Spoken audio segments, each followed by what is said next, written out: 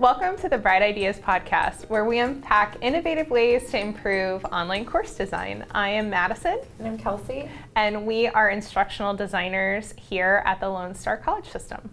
Hey, welcome to our fourth episode. This is our last for the series on student engagement.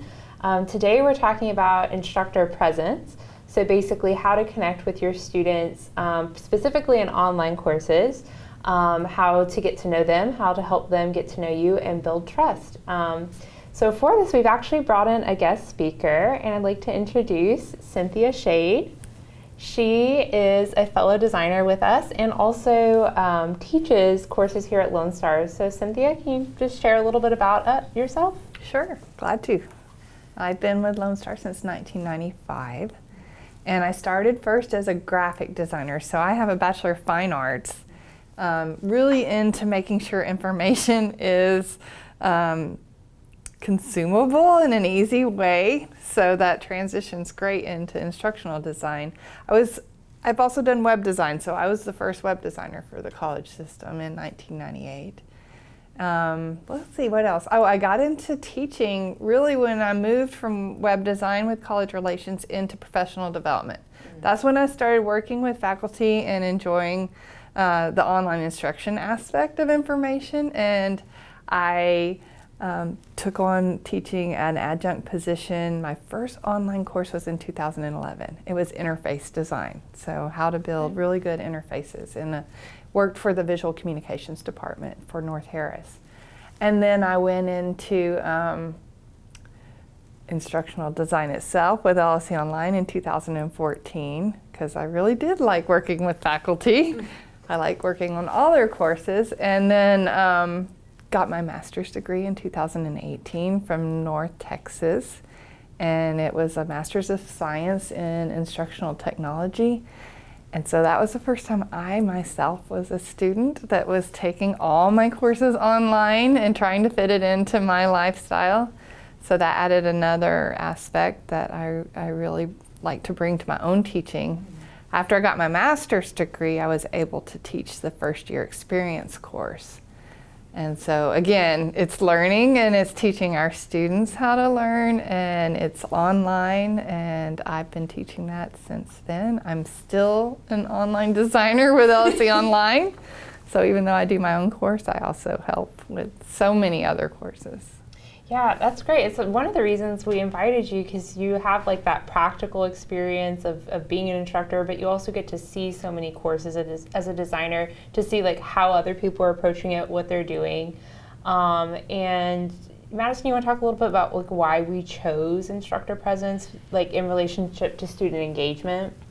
Yeah, so I think when we were thinking through kind of having this as a full topic for an episode, we really were wanting to kind of bring in like the practicality of student engagement, right? So how do you actually engage with your students in a way that's authentic and in a way as an instructor that they're going to want to learn from you, right? And so instead of just sitting here and just kind of going over all these different things that you can do, we thought it would be beneficial to actually talk with someone who had practical experience with that. So that's kind of where we were when the thought process of this episode. So Cynthia, how has your approach to instructor presence evolved over your experience and your time? Well, some of it I still do. You know, I've retained and refined. I do the video aspect, and I encourage people to do videos, whether they show themselves or they show the screen, but just having your voice be part of your course, either and keeping it short. So that's the hardest part, is keeping it short. So I break it up. I guess that's how it's evolved more, is, you know, you start with the welcome video.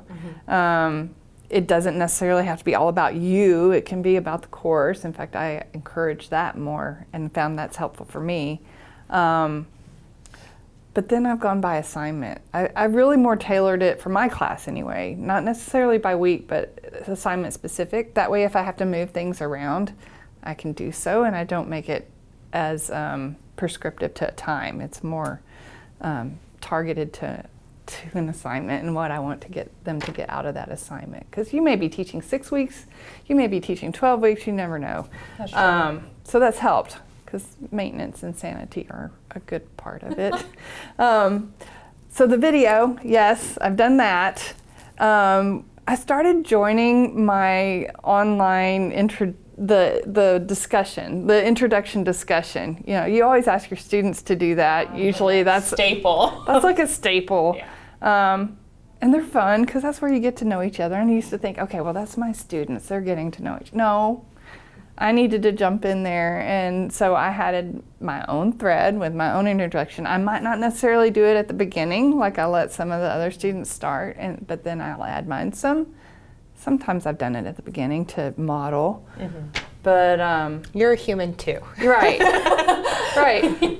And then I definitely go in and I join in on the replies to each of my students, and so I respond individually to them with my own experiences, and it ranges because of course the students are all different. I think, like, honestly, that's the best part of discussions is reading Yeah. the replies to what you've written. Right. So I think, like, getting that from your instructor is really beneficial. And that's probably the only discussion where I'll do that. I know in other classes they'll add into the actual threads, but for me, just the introduction discussion. And then the last thing is I'm super big on individualized feedback. So not necessarily what you put up front in the class for the student, Right. but as you're facilitating and you're grading them and you're looking at their assessments and their work, I make it really personalized. And that's evolved on how I manage that, because it can be a huge chore. So as I've taught the course, I've kept comments, like a library of comments for each assignment. And I'll vary it because I'll make sure I have like at least 2 or 3 intros, so that when a student pulls up their grade back, they're not seeing good job, good job, good job, good job on each assignment. Yeah. So I make sure and vary my intro. I make sure to always include something positive, and then also something a little more constructive, because for everybody, including those who've got it down, because I hate, as an online student, I hated when I did something really good and they just said, great. I wanted to know, And? well, what do I repeat? What do I keep doing? So I try to provide that to my students. And then I also push services, because it's EDC 1300, which is a first year experience course. So if maybe they need to be pushed to the writing center or to a tutor, or maybe they need to go to the career center. And so I always use that opportunity to push a little things more in the feedback to that particular student. Well, and I think with all of those things that you've talked about, it really is showing your student that you see them and that you're like, just by putting that effort to interact with them, like, you're there, right? Yeah, and like invested in their success, like not just there to grade their work. And I think that is like a big distinguishing, at least for me when I was a student, of like what I was looking at in the feedback. Yeah. So can you tell us a little bit about like how you get to know your students? You talked a little about the discussion boards. That's like, a big one. How do you use that information? How do you let your students get to know you and share a little bit about yourself as well? Sure. Notes. Take notes on each student. In fact, I'm about to try something new on that, but in the past I've had a spreadsheet. I start at the very beginning, and I not only have their contact information, but also like their preferred name. Especially I write down if they talk about, do they have a dog? Do they have a cat? Are they a family person? Are they working as a truck driver or something? And I put that in my notes, my general notes about them. I also keep my actions. So I know, okay, yes, you did submit an alert on this student, or yes, you did. Oh, like how you're communicating with them. How I've been communicating with them. I keep notes on their interests separate, so their goals, like what they want to study and be, and of course it's first year experience class, so that might evolve as the class goes on. So now they started thinking they wanted to be a nurse, and now they want to be a radiologist, so I keep that in my notes so that I don't have to go back and look through the assignments or all the discussion posts. It's hard. That's hard to do, especially with if you have a lot of classes. Now I only have the one, so that helps me. And with that, I think I want to go towards a written format. Like I've had it in an Excel spreadsheet, but I think I'm going to try keeping a journal and doing that in more of a written format so that I can be looking at the screen and grading and then keeping notes. So that's how I really get to know them. And then I use that when I'm doing my feedback so that it shows that personal connection like that with the thread student. throughout the course. Yes, yes. How they get to know me, through that, through my through my goofy posts on the announcements, and and just letting them, if they have questions, I have the question forum. So, and it can be about anything, as long as it's not personal. And then I tell them they can always email me. I put that every announcement. If you have a personal issue, email me, or contact me. With whatever I put in the syllabus for the contact information. Yeah. So now we're going to talk a little bit more, I guess, about your ID perspective, right? Your instructional designer perspective. So how have you seen others, or how do you do this as well, personalize your course in D2L with your material and your content? All right. So a lot of times it's whatever images they choose. So they may choose to use their own photos. Like I've seen art teachers and humanities teachers use pictures from their own travels, and that's personal. They get to share what their experience has been.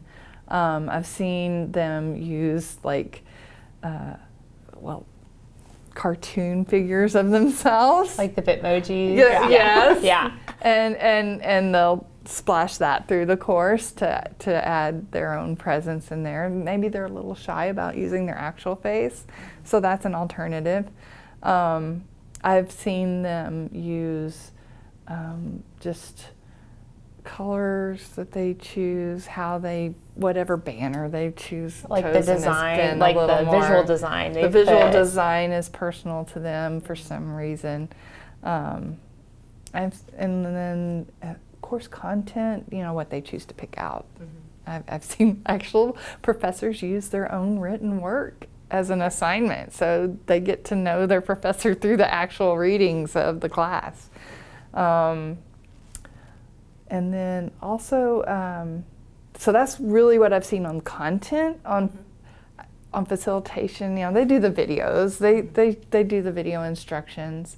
I've seen them provide surveys at the beginning that the student fills in information on what they want in the course. Okay, so like more feedback on the course rather than information on themselves? Well, both. Okay. So I've seen them ask information about their students so that they can also do what I do with the notes. Yeah.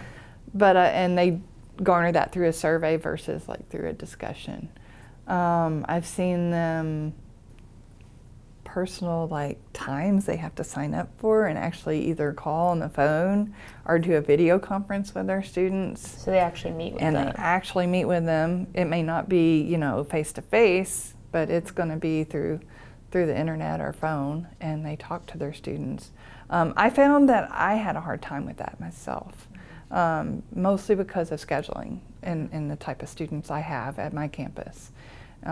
They work and they have little kids, and it was just impossible to get. And I work during the middle of the day, so I didn't have the flexibility either. I would try, and then if anyone, I would always do it. Now I do it by request. If someone wants to meet with me, we set up a time when just we can meet. Let me see, did I think of everything else? Oh, video and audio feedback. Okay. So I have seen faculty use screenshots, video screen captures, and are also just talking through, giving feedback on individual students' assignments or as a class as a whole. So they're not necessarily introducing the assignment or the work. They're going back afterwards and saying what they found and what could be improved. And that's kind of a reflective feedback, I guess. Yeah, and one thing I really love is when instructors just say, talk about the trends they saw in an assignment, and I think that's a great way, if you couldn't go through every single one, to still address the class and specialize it for what they've been working on and what you've been seeing on the whole. Right. And I've really liked that on the student side. Right. So. Especially on a subject that builds. Yes. And you can use that feedback going forward. Yeah. You know, math, you've got to set them straight before it gets off the rails. Right. Yeah. So what is one thing so on our podcast, we always talk about starting small. Mm-hmm. So if they want to try out this idea, what do you think is a good place to start and that they could do pretty quickly to just connect more with students, get their face out there literally or not? What are your thoughts on that? I say the bio page for sure. Okay. I think that's a good thing what's to have. Typically in a Start Here module. Right. Yeah. Right. If you don't have one, you should. Yeah. Yeah. And then also, and it doesn't have to be your personal hobbies or anything. It can be your professional career if you're not willing to put out there that you're a dog or a cat person, But that has helped. Sometimes that creates that connection. Depends on your subject and your personality. Mm-hmm. The intro video, it's scary. And whether you put your face in it or not, it can just be about how to navigate your course or maybe some key assignments and you're doing a screen capture, but they're at least hearing your voice. I was recently actually talking to an instructor who felt kind of, self-conscious about face on the video, and she really loved in Zoom you can put a PowerPoint as your background and it shrinks your video pretty small. So most of the page is the PowerPoint that you have, but she loved that she could still be there and it was sort of an easy entry point where you're not everyone's staring at me kind of filming. So I think experimenting with different ways to use video, if that's something you want to do, could also be a good option. And I honestly tell people who are first starting, it's okay to read off a cheat sheet because at least you're trying and your students appreciate the effort alone, I think. And they know, and then that gives them permission to also be nervous if you require them to do a video. My intro video, I use sticky notes, and because I love sticky notes. And so I'll put a sticky note, and then on the back of the sticky note I have a little note to myself about what I say. So I hold it up to the camera and I have my cheat here about what I'm going to say. And I've told others to use that too if they're nervous about reading off a sheet. Yeah. They can have their sticky note up and they can be looking at it as I'm talking. Well, and the more you do it, the more comfortable you get with it, too. Even as we learned on this podcast. Yeah, that too. Right? Yeah. Every episode gets a little bit better and a little bit easier. So, so that's awesome. I think that those are really practical places that people can start that isn't so scary, right? And what's great too with video is you can always do it again, right? So if you go back and you watch it, you can totally redo it. So thank you so much for taking the time to sit down and talk to us.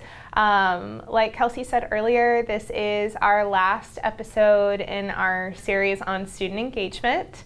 And so next time after the new year or into the new year, we're going to start with our next series. Yeah, we're going to be talking about how to serve different kinds of learners. And within that, we'll be unpacking kind of a lot of different lenses for that topic. So we hope to see you, and we're excited for that series too.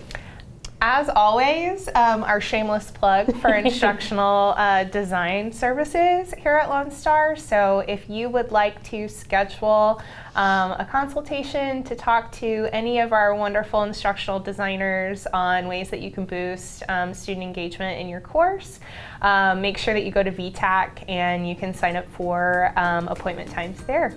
So that is everything for this episode. And we'll see y'all next time. Bye.